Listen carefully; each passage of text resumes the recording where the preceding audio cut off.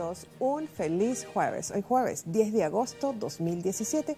Como siempre ya preparados para llevarles una nueva entrega de Un Mundo de Economía y tratar un tema tan interesante y sobre todo de mucho interés para todos nosotros como es ¿por qué sube el dólar paralelo? Para compartir esta temática nos acompaña en este mediodía el ingeniero Isidoro Teres.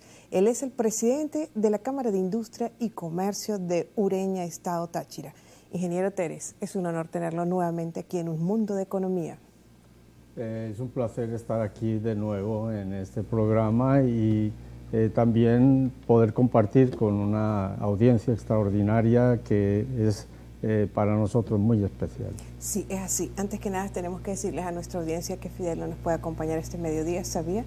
Porque, bueno, fue a hacer una cola para echarle combustible a su vehículo casi a las 5 de la mañana, faltaban 3 cuadras para lograr llegar a que le suministraran el combustible y se acabó la gasolina, no pudo llegar. Bueno, Fidel, esperemos que nos estés viendo desde casita, no tenía otra opción sino regresarse a su casa. Vamos a hablar por qué sube el dólar paralelo. En los 6 meses subsiguientes, es bueno recordar lo siguiente, del 3 de diciembre de 2016, el dólar paralelo tuvo un incremento de 40%, otro 25% en junio de este año 2017, 143% en julio, pero en la última semana tuvo un repunte de 82%. Nada más se cree que este ascenso tan desmedido por parte del dólar paralelo se deba de una u otra manera al componente político. Seguirá subiendo. Sin embargo, ayer se presentó un fenómeno que también es parte de toda esta incertidumbre y distorsión que presenta la economía venezolana, de venir con un dólar de que llegó a repuntar en casi 20 bolívares, ayer cerró en 10.300. ¿Qué opinión le merece al respecto, ingeniero Teres? Bueno, la opinión es que es un desbarajuste total en el tema cambiario. Y ese desbarajuste, sí, pues nosotros tenemos una incertidumbre política que tiene una incidencia, pero evidentemente que no se trata simplemente de eso. Aquí hay que entender que hay muchos elementos que gravitan sobre la tasa cambiaria y sobre la tasa cambiaria que es la que está marcando en este momento la cotización, que es el dólar paralelo, porque el dólar DICOM, que nosotros lo reconocemos como un dólar de tasa oficial, pues tiene muy poca trascendencia en el mercado. Y la conclusión es que ese incremento tan astronómico de 10.000 a 20.000 es impulsado por manipulaciones de ciertos agentes que intervienen ahí en la tenencia de dólares, en la oferta de dólares y en la demanda de dólares. Sí, porque la mayoría de la gente dice de una manera muy popular y así, claro, hasta inconscientemente, que esta subida que ha venido presentando el dólar paralelo es producto de la situación política, de la crisis política e institucional. Usted lo ha dicho, intervienen otros factores y otros factores que no son justamente los políticos, ¿como cuáles? Bueno, hay que entender que en Venezuela nosotros tenemos 3 marcadores. Uno es el dólar de 10 bolívares, el otro es el DICOM y el otro es el mercado del dólar paralelo. Entonces hay unas distancias astronómicas entre los 3, de modo que ahí eso se presta para hacer muchas operaciones que son no son formales, son informales, pero que tienen una enorme trascendencia en lo que es la tasa cambiaria. Y si nosotros analizamos ese ascenso y descenso tan abrupto y tan astronómico en pocos días, significa que hay agentes que son los que propician ese tipo de situaciones y hay que tener mucho respeto hacia eso, Claro. porque la gente incauta al final es la que paga las consecuencias de esos manejos de mercado que son irregulares. Y que son los que propician las distorsiones que tenemos. Sabemos que en política cambiaria el control de cambio tiene ya más de 14 años.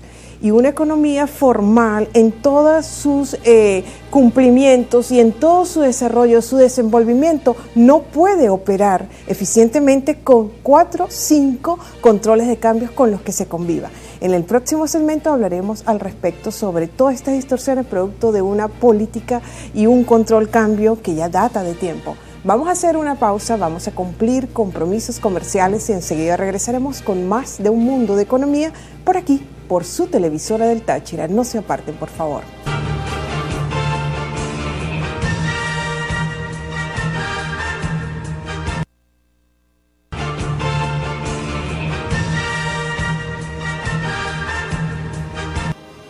Continuamos con más de Un Mundo de Economía. Estamos conversando en este mediodía sobre por qué sube el dólar paralelo. Para ello nos acompaña el ingeniero Isidro Teres, presidente de la Cámara de Industria y Comercio de Ureña, aquí en el estado Táchira.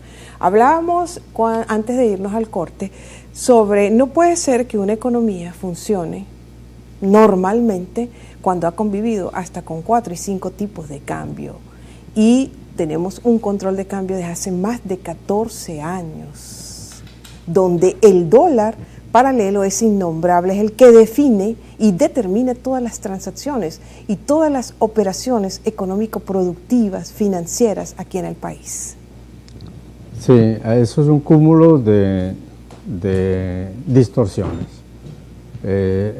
Tenemos un mercado que es importante tener en cuenta, el mercado que requiere de productos, de insumos, de materias primas, y cuando no hay la disponibilidad de divisas para hacer importaciones de materias primas, de insumos, pero el mercado demanda, entonces hay que evidentemente acudir ya no al dólar oficial, porque el dólar oficial no va a estar disponible o va a tener una incidencia en un porcentaje muy mínimo para la producción. Entonces el mercado mismo va, dentro de la oferta y demanda, va adquiriendo pues esas materias primas a otro tipo de costos, lo cual significa que el producto final va a tener que absorber esos sobrecostos. El presidente Maduro ha dicho recientemente que él se va a detener a toda aquella persona que especule con el dólar paralelo. ¿Esa voluntad por parte del presidente Maduro será suficiente para controlar la especulación respecto a esta divisa? ¿Estará muy por encima esa decisión, esa voluntad de nuestro primer mandatario nacional, por encima de las leyes de mercado, del mercado cambiario, de la libre oferta y demanda? Cuando nosotros hablamos de el dólar paralelo, estamos hablando de mercado negro. Y los mercados negros no hay quien los controle. O sea, se puede poner controles para el mercado formal, pero no para el mercado negro. De modo que no sé cómo se puede conjugar el mercado negro con control formal. Sin embargo, también el ministro Jesús Faría, él dijo que uno de los propósitos de la nueva Asamblea Nacional Constituyente era para controlar y para ir disipando, por no decir, haciendo desaparecer el dólar negro.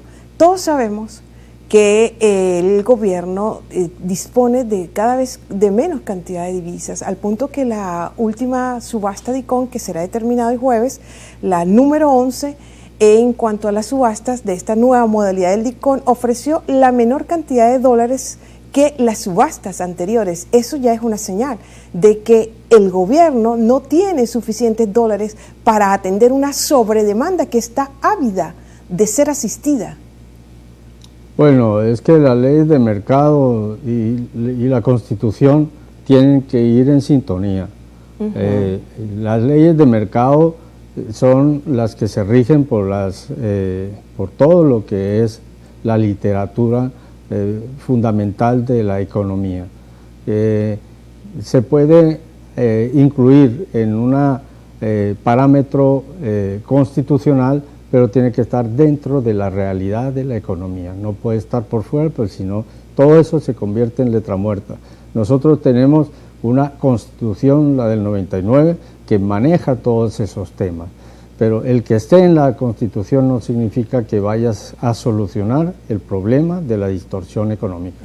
Usted ha dicho algo que es muy importante y sobre todo debemos explicárselo a nuestra audiencia que está en este momento viendo el programa. La realidad de la economía tenemos que tenerla muy clara, sobre todo, ¿y qué podemos decir al respecto? ¿Podemos hablar? ¿Podemos hacernos la pregunta, ingeniero Térez, de que la economía venezolana tiene realidad? ¿Es real? Sí, la realidad de la economía venezolana es que lo que no estamos produciendo nosotros, nos vamos a comprarlo a Cúcuta. Ajá. Entonces eso significa que ese producto que va a entrar de Colombia, que inclusive no entra por importación, sino entra porque se ingresa al país, tiene unos sobrecostos muy altos y eso afecta, ahí sí afecta la capacidad de compra, porque son productos muy costosos, pero que al final son los que sí se consiguen y con los que la familia pues puede solucionar su problema de subsistencia. Pero ¿hasta qué momento? ¿Hasta cuándo va a durar eso? En la próxima parte es importante determinar lo siguiente. Para el funcionamiento de una economía hacia el crecimiento y el desarrollo sostenido económico, no solamente y también social, tiene que regirse por una plataforma, por una estructura que le permita cumplir cada una de las leyes económicas. Hablaremos al respecto, sobre todo citando el caso que presenta la economía nacional en la actualidad. No se aparten, por favor, ya regresaremos.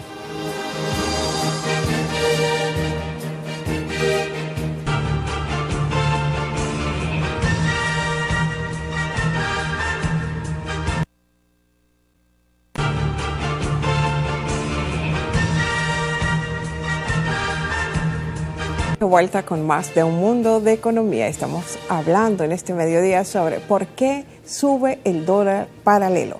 Ingeniero Térez, hablábamos en el segmento anterior que toda economía, para que se desarrolle de cualquier país, para que se desarrolle, para que crezca y cumpla todos sus propósitos para los cuales está establecido como ciencia, disciplina social, tiene que tener un soporte, una estructura mínimamente sólida.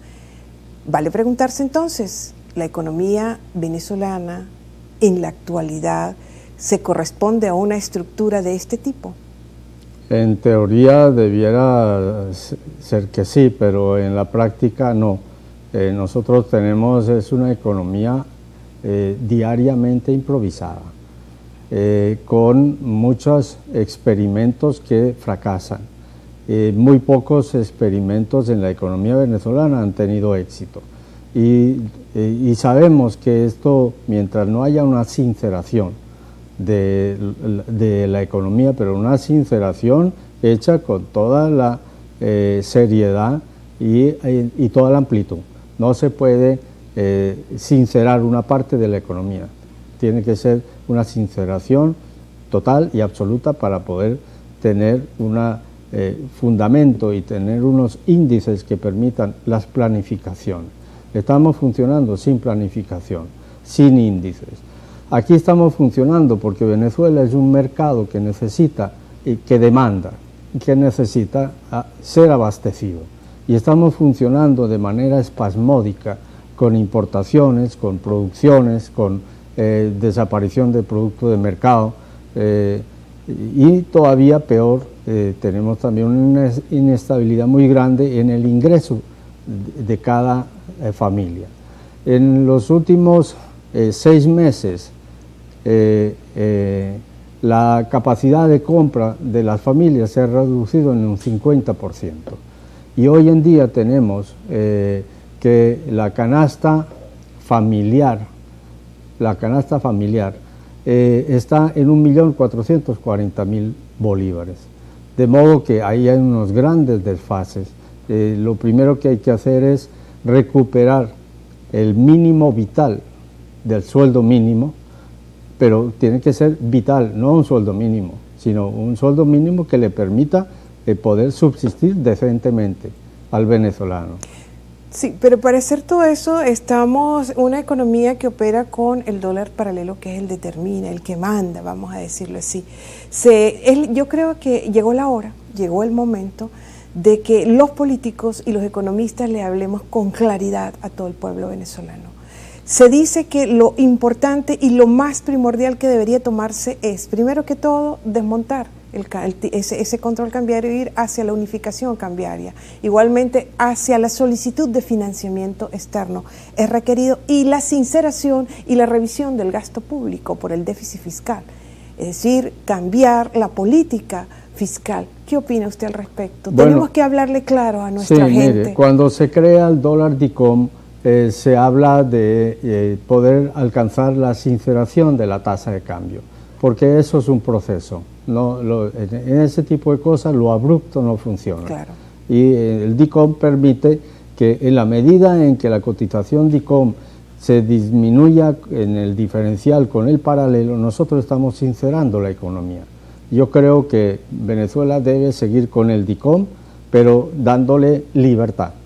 Libertad para que todos esos capitales que están en el exterior se puedan venir repatriando hacia el DICOM, y que esos repatriación de capitales son los que van a impulsar la recuperación de la economía, de la producción, y recuperar también el poder adquisitivo del venezolano. Vale preguntarse entonces, antes de finalizar, ya para despedirnos, ¿tendrá el gobierno esa voluntad de empezar de ir implementando las libertades económicas como parte de los derechos económicos de todos los venezolanos?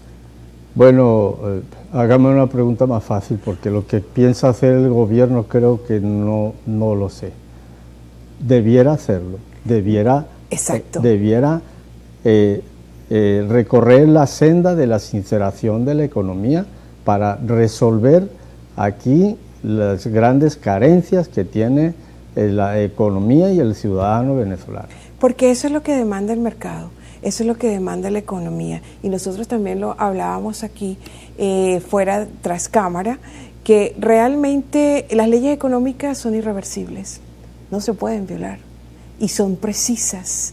Y ante tantas distorsiones, ante tanta improvisación, ante tanta ausencia de planificación, entonces, ¿cuál es el futuro? Sobre todo, el futuro económico venezolano, vamos a decirlo, no podemos decir en un corto plazo, pero a mediano plazo por lo menos. Bueno, el futuro tiene que ser la recuperación de la economía, porque el caos ya lo tenemos en este momento con diferentes tipos de cambio, que entonces eso afecta a la economía y afecta también la estabilidad económica. El inversionista extranjero no invierte, el inversionista nacional tampoco.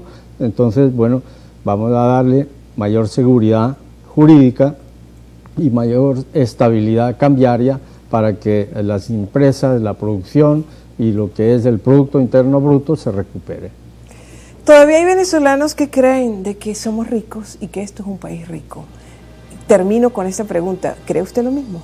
Es un país rico con ciudadanos pobres. Oye, coincide usted en la opinión con una que dio a comienzo de la administración del presidente Chávez, creo que fue con uno de los expresidentes de PDVSA, creo que el doctor Chavaldini, cuando hizo referencia de que PDVSA es una industria del primer mundo, rica, pero en un país miserable, así lo dijo textualmente en una entrevista que le hicieron en el Nacional para ese entonces. Muchísimas gracias, ingeniero Teres, por haber estado nuevamente, por habernos acompañado aquí en Un Mundo de Economía y haber compartido con nuestra audiencia. Bueno, un placer pues acá poder compartir esos minutos con esa extraordinaria audiencia. Y a todos ustedes, amigos, muchísimas gracias por su atención, y ya saben, debemos conducirnos con mucha inteligencia para compartir el protagonismo que tiene la economía. Que tengan una feliz tarde, buen provecho.